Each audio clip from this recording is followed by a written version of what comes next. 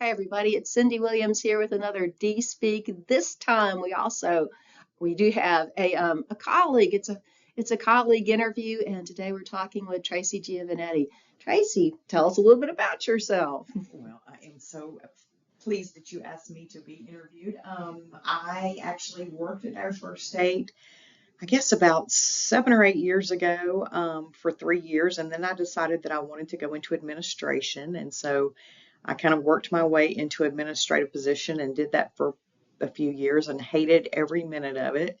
And while I was in that position, I decided that I wanted to go back to teaching, but I didn't. I wanted to to my go back to the somewhere that I knew I would stay for the rest of my career. So I had a long talk with myself and I said, Self, where were we the happiest? And we said, Dyersburg State was a great place to work.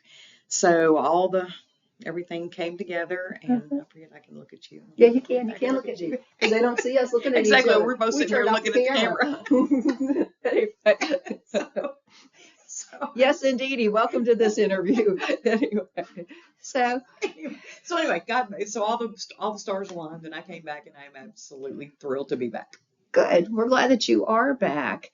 So tell us something about maybe your content area because you're in communications. Yeah. Mm-hmm. And so how does that either inform your world or why is that your happy teaching place? Yep.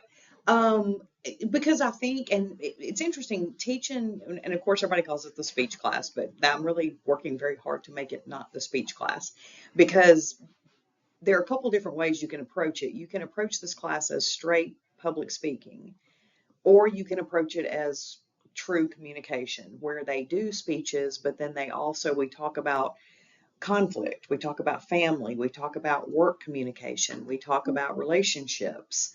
And that's kind of been where my heart's been at it, because we can really dig in and we can have discussions about, within the last 48 hours, did you get sideways with somebody about something, and what happened, and was it over text? Okay, and analyze the communication. Yes, and we're looking at things like, you know, sometimes people don't want you to fix a problem. They just want you to listen. And we talk about listening skills. So I really like that we're digging, even though we still have the presentation component of it, we're digging into the nuts and bolts and doing a whole lot on work too, like work communication. Right. Yeah, because that's what our students are going to need. They're going to go into the workplace. Yep. And they're going to interview first of all. Yep. And then they're going to be a part of a unit, a group, or a team. Yep. And have to work through that. How interesting. Yes. So that's kind of the place I've gone with it.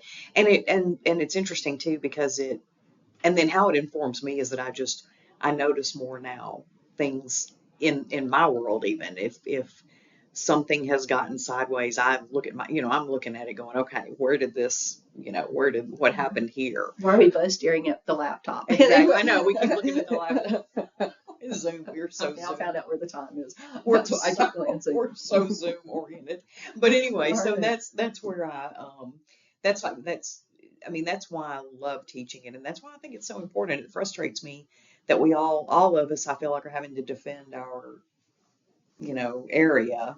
Yes. And that's one of the things that I feel like with this class, it's like, but we're just like y'all are. We're doing practical things, Practical things, yeah, and that meshes well with English. Yes, it does. We are trying to get students to think about their world and their place in it. So that's cool. Excellent. All right. So what is something that you might have tried to either in eLearn or just in the classroom to try to make the connection with students as the instructor? I try, and I know I was thinking about this question because I thought, there's probably nothing I do that someone else hasn't done, because we all steal from each other. Mm-hmm. But then I also think I feel like a lot of the things I do that I think are working out well are things we all do because we all care about this situation, connecting. Right. And so one of the things I do, I try real hard to learn names very quickly because, I feel like that's so important. Something that we do, and it was so funny because a student talked about it yesterday in class. She goes, I really liked that.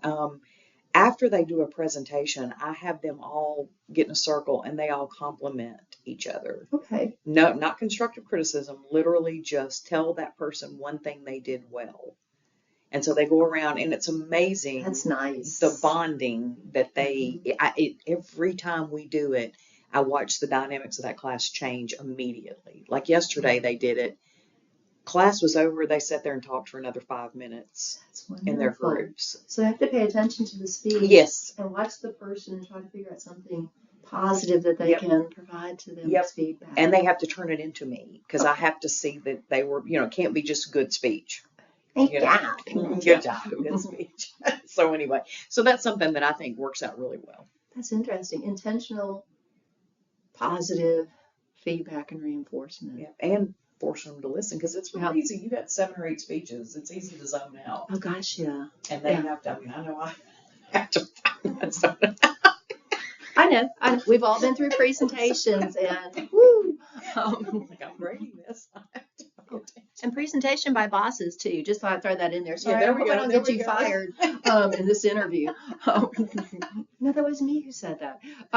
So, what is something that is either major day, major semester, or been just a total, I've had a whole lot heartbreak. of the total heartbreaks than I have made the semesters. What always makes my semester is there's usually, knock on wood, a student who will come to me at the end of the semester and say, I thought I was going to hate this class and I loved it. Lovely. That's Lovely. always my, okay, I did a good job. All the things that I have,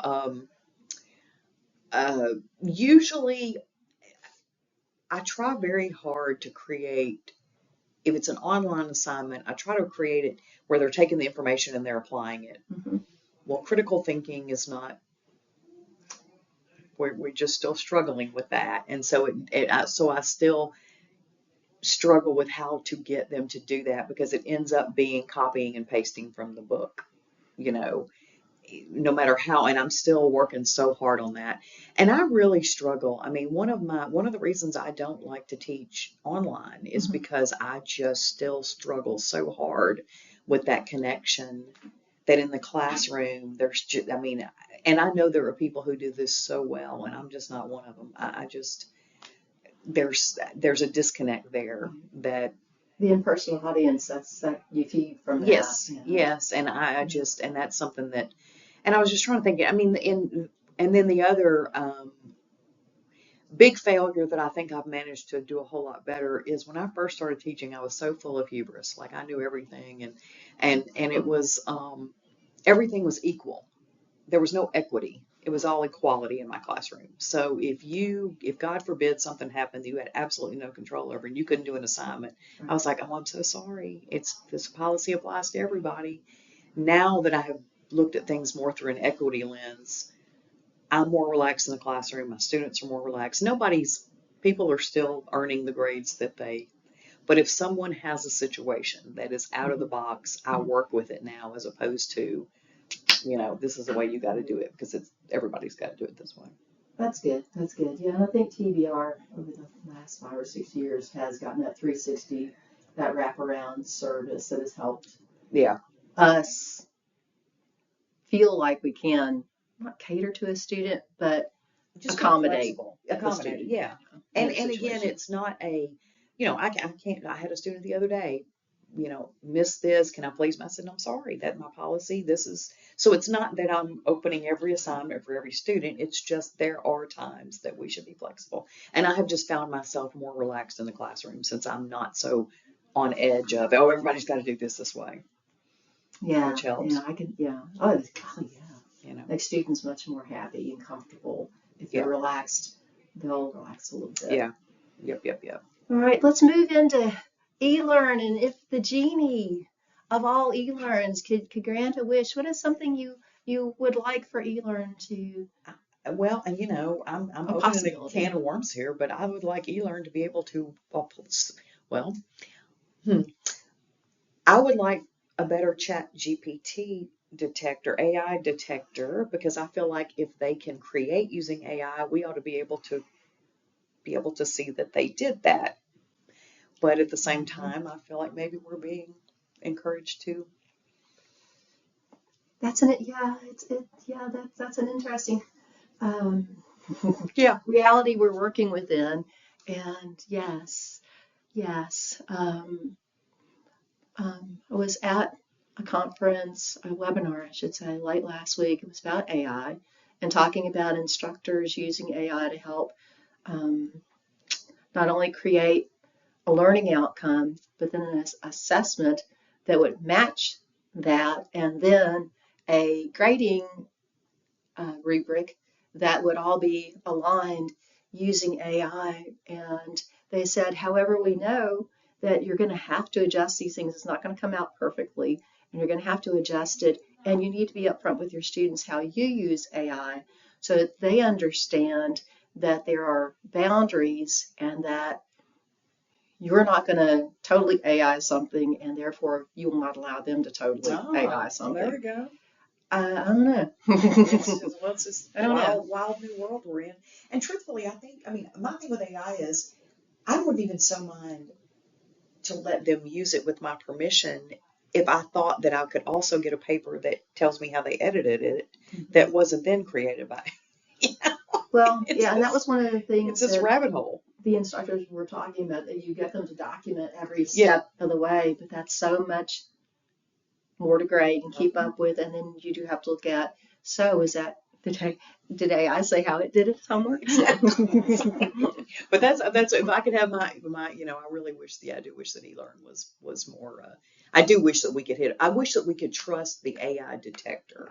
That bothers me because now I feel like I can't even look at it and feel like I'm going to get anything out of it.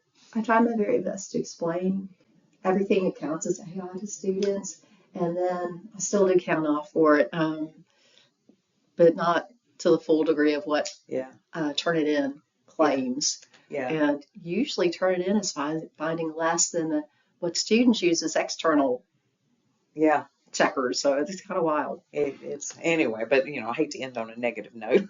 Well, we're going to end on a positive note because I forgot to mention what your rank is. Tracy Giovanetti, are you associate? You're associate professor. Yeah. Of communications. Excellent. Yes, and so that's a positive That's thing. a positive. I'm very glad to be back. And we're delighted to have you back, and thank you for taking time to talk with me on DSpeak. I was glad. I'm not going to listen to this though because I don't listen to my own voice when I talk. So. I don't listen to any of them. I'm sorry. Yeah, I'll listen to every one of them. I'll listen to everybody else's, but I'm not listening to my own. Well, thank you so much for being here. We're going to wrap this up.